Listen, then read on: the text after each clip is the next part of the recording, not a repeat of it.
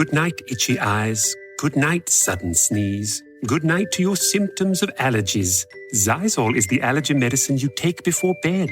It provides powerful relief while you rest your head. Not just all night, but all the next day. Xyzal keeps working, keeping allergies at bay. And without those annoying symptoms disturbing your rest, you can wake up the next morning feeling your absolute best. Remember, be wise all, take Xyzal. At night. This season, a new hot deal has arrived at Metro. $25 a line for 4 lines with all the data you need and 4 free Samsung Galaxy A15 5G phones. Getting Metro's best deals is easy. No ID required, no activation fees. Get a new number or keep your own. It's up to you. That's 4 lines for $25 a line, plus 4 free phones. Visit a store or go online today. Only at Metro by T-Mobile. When you join Metro Plus Tax, for a limited time and subject to change. Max 1 offer per account. The Tudors Dynasty Podcast. Hello and welcome back to Tudors Dynasty and Beyond. I'm your host, Rebecca Larson. Empress Sisi of Austria and Queen Min of Korea were 2 influential women who shaped their nation's histories. Sisi, an enigmatic figure, struggled with personal anguish while advocating for Hungarian independence within the Austro-Hungarian Empire. Queen Min, rising from humble beginnings, worked tirelessly to modernize Korea and defend it from foreign influence, particularly Japan. Both women faced immense challenges and political intrigue, ultimately sacrificing their lives in the fight for their country's futures. Elizabeth, known as Sisi, was born on the 24th of December, 1837, in Munich. She was the daughter of Duke Max Joseph in Bavaria and Princess Ludovica Wilhelmina, who was part of the Bavarian royal family and the daughter of King Maximilian I Joseph of Bavaria.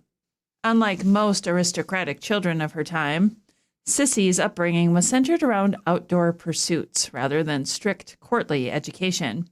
She spent her childhood riding horses, hiking, and exploring nature, developing a deep love for independence.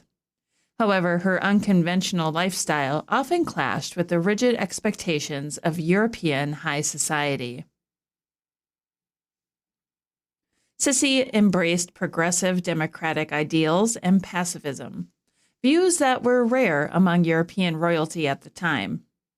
From her mother, she inherited a deep desire for privacy and a reluctance toward public life, traits that would later make her role as empress a constant struggle. In the summer of 1853, Emperor Franz Joseph I of Austria met Sisi in Bad Ischl and was immediately drawn to her, though he had been expected to marry her elder sister, Helena. It was Sisi's charm and free-spirited nature that captivated him. 16 years old, Sisi married her 23-year-old cousin, Emperor Franz, the ruler of the vast Habsburg Empire, in April of 1854.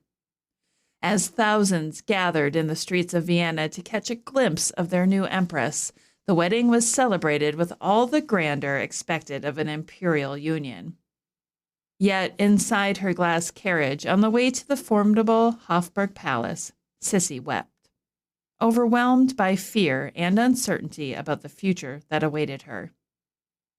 Despite making Vienna her home, Sisi often returned to Munich, where she felt most at ease.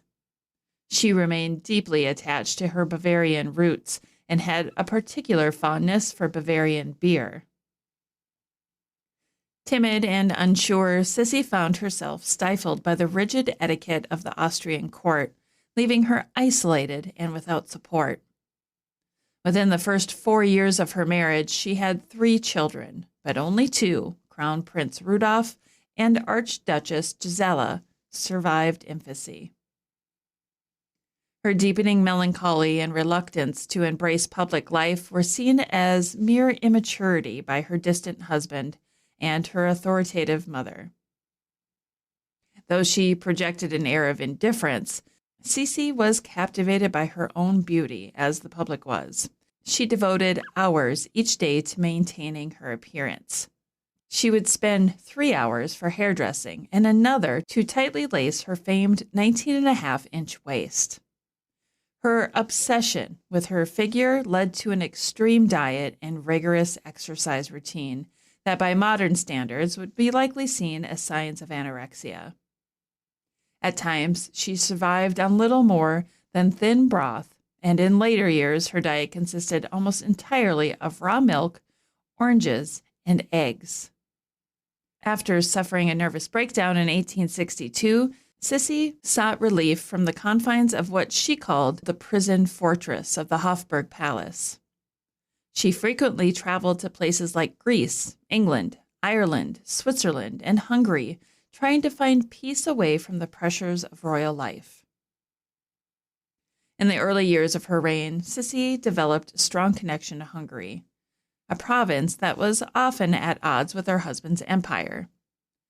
She believed the Hungarian people deserved more autonomy and respect, and she made it her mission to support their cause. Through her close friendship with Gyula Andrássy, a charismatic Hungarian statesman, Sisi worked to push for reforms. This advocacy, however, did not sit well with the Viennese aristocracy. To further antagonize the court, she filled her personal staff with Hungarian nationals, which only widened the rift between her and the established elite. In 1867, Hungary gained equal status with the Austro-Hungarian Empire, and Franz Joseph was crowned King of Hungary, with Sisi taking on the title of Queen. This agreement, known as the Austro-Hungarian Compromise, granted Hungarians new freedoms, and it also marked the moment the couple's relationship began to reconcile. The emperor was once again welcomed into Sisi's royal bed, and in 1868 they welcomed their last child, Marie Valerie, born in Budapest.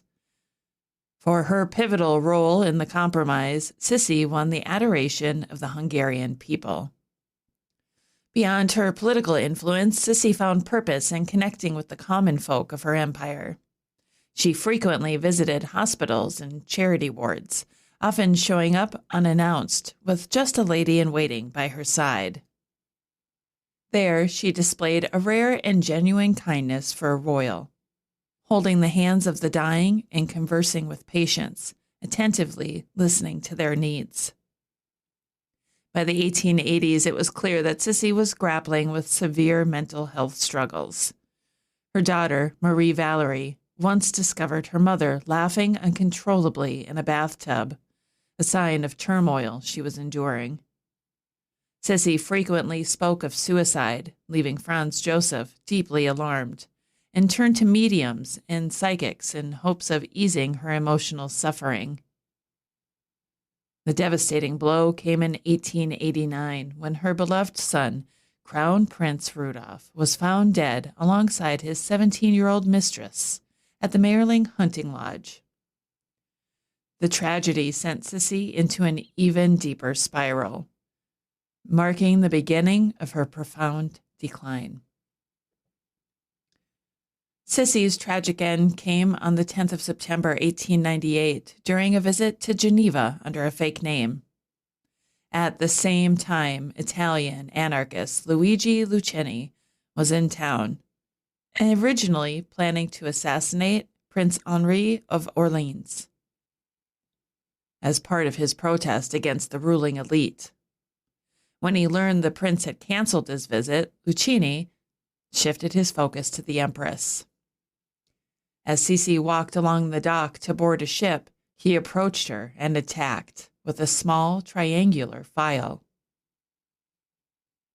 Believing at first that she had been punched, Sisi continued her walk, only to collapse shortly after boarding the ship. In reality, Lucchini had stabbed her in the chest. Though medical assistance was quickly sought, Sisi succumbed to internal bleeding and passed away shortly afterward. Much like Sisi, whose life was marked by tragedy, Queen Min of Korea also faced numerous challenges and endured significant hardship. On the 19th of October, 1851, Min Jirok and his unnamed wife welcomed a baby girl into their family. Her given name remains unknown, but she is known in history as Queen Min. She was born into the noble Yihung Min clan, a family with close ties to Korea's royal lineage. Tragically, by the age of 8, Min became an orphan. But despite her early hardships, she rose to prominence. She would eventually become the first wife of the young king Go-jung of the Chosun dynasty, a pivotal role that would shape her legacy as a powerful figure in Korean history. As a child king, Go-jung held little power with his father, Tae-won-gun, serving as regent. It was he who chose Min to be his future queen, likely because her lack of powerful family connections would prevent her from threatening his own political influence. By selecting her, he ensured that she would not challenge his control over the kingdom's governance. Min was just 16 years old, while Go-jung was only 15 when they married in March 1866. The young queen, slight and slender, struggled to bear the weight of the heavy wig required for the ceremony, prompting an attendant to assist in keeping it in place. Despite her youth, Min was intellectually curious and pursued a wide range of subjects, including history, science, politics, philosophy, and religion, educating herself in ways typically reserved for men. Tae-won-gun soon realized that he had made a mistake in choosing Queen Min as his daughter-in-law. Her intense dedication to study and her growing influence at court alarmed him, and before long, Min and her father-in-law became bitter enemies. To undermine her power, he arranged for Go-jung to take a mistress who quickly bore him a son.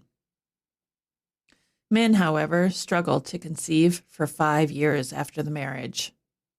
When she finally gave birth to a son at the age of 20, the baby tragically died just 3 days later. In her grief, Min consulted a healer who blamed Tae-won-gun, accusing him of poisoning the infant with ginseng emetic. From that moment on, Min vowed to seek justice for her child's death. Min began consolidating power by appointing members of her own Min clan to key positions in the court. She also secured the reluctant support of her husband, who, though legally an adult by this time, still allowed his father to wield significant power. The queen also managed to win over the king's younger brother. One of her most strategic moves was to have King Go-jung appoint Cho Ik-hyun, a respected Confucian scholar, to the court. Cho, an influential figure, boldly asserted that the king should rule independently, and even went so far as to declare Tae-won-gun without virtue. In retaliation, he sent assassins after Cho, forcing him into exile. Despite this, Cho's support gave Go-jung the confidence he needed to assert his authority. On the 5th of November 1873, the king declared that he would rule in his own right. That same day, someone, likely Min, had Tae-won-gun's entrance to the palace sealed with bricks. Shortly afterward, an explosion and fire rocked the queen's sleeping chamber, but she and her attendants emerged unharmed. A few days later, an anonymous package exploded when it was delivered to the queen's cousin, killing him and his mother. Min suspected that Tae-won-gun was behind these attacks, though she could not prove it. Within a year of Go-jung's ascent to the throne, Japanese representatives arrived in Seoul, demanding that Korea pay tribute. While Korea had long been a tributary of Qing China, it considered itself an equal stature to Japan and rejected the Japanese demand with disdain. The Koreans mocked the Japanese emissaries for their Western-style clothing, calling them no longer true Japanese, and promptly deported them. However, Japan was not so easily deterred. In 1874, the Japanese returned, and although Min urged King Go-jung to reject them once again, the king chose to sign a trade treaty with the emperor's representatives in order to avoid conflict. This agreement allowed Japan to gain a foothold in Korea, and soon after, Japan sent the gunship Unyo into a restricted area near the southern island, Gangwa. In response, the Korean shore defenses opened fire.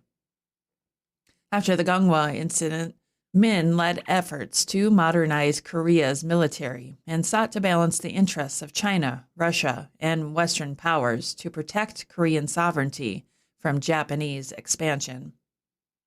Despite signing unequal trade treaties with foreign powers, none committed to defending Korea.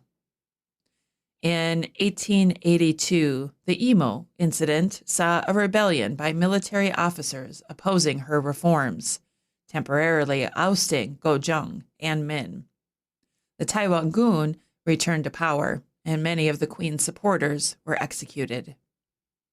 Chinese troops intervened, arresting the Taiwan-gun and restoring Gojong and Min to the palace.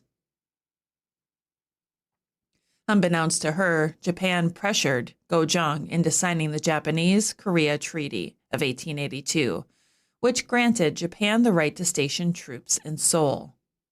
Alarmed, Min sought support from China and Germany, allowing Chinese officers to assist in modernizing her army, and even sent a mission to the U.S., where it met with President Chester A. Arthur. In 1889, the Tongkuk Rebellion erupted in Korea as peasants, angered by heavy taxes, rose up against the government. The movement, which was anti-foreigner, called for the expulsion of both Japanese and Western influence. As the rebels advanced toward Seoul, Min urged Gojong to seek Chinese assistance. China sent 2,500 troops, prompting Japan to deploy 4,500 troops in protest. Although the rebellion ended quickly, both Japan and China kept their forces in Korea, leading to a standoff. Despite attempts at negotiation, on the 23rd of July, 1894, Japanese troops captured Gojong and Min. On the 1st of August, China and Japan declared war over control of Korea. In the Sino-Japanese War, Japan's modernized Meiji Army and Navy decisively defeated the much larger Qing Chinese forces following their victory. Japan forced China to sign the Treaty of Shimonoseki on the 17th of April, 1895, which recognized Korea's independence from China, ceded Taiwan, the Liaodong Peninsula, and the Pungho Islands to Japan, and imposed a hefty war indemnity. Despite an 1894 uprising by Korean peasants against Japanese forces, they were massacred. With Korea no longer a Chinese vassal, Japan established control, implementing a new constitution and installing a pro-Japanese parliament, leaving Min devastated. In the fall of 1895, a Japanese ambassador devised a plan dubbed Operation Fox Hunt to assassinate Min. On the morning of the 8th of October, a group of 50 Japanese and Korean assassins stormed their palace. They captured Gojong, but spared his life.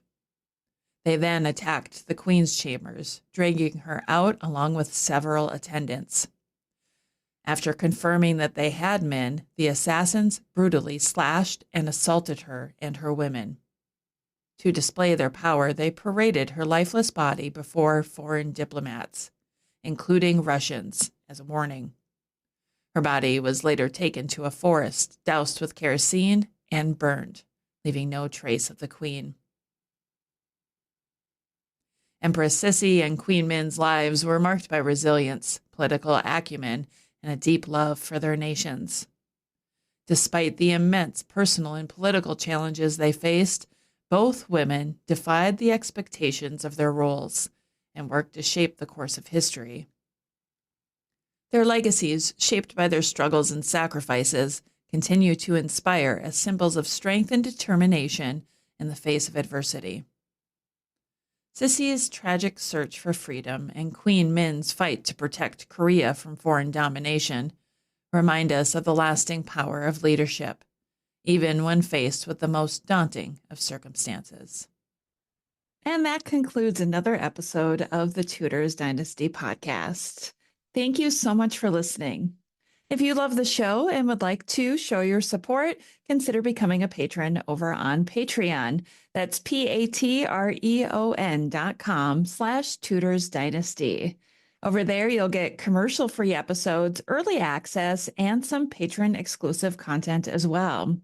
If you would prefer to show your support in another way, head on over to my website, tudorsdynasty.com, and click on the shop to see some of the new merchandise that I have available. Thank you so much for listening. Until next time. The Tudors Dynasty Podcast.